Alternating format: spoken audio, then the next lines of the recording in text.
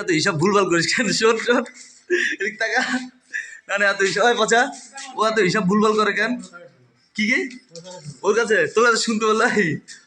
ওই তুই কি মেয়ে মানুষ, লজ্জা পাচ্ছিস?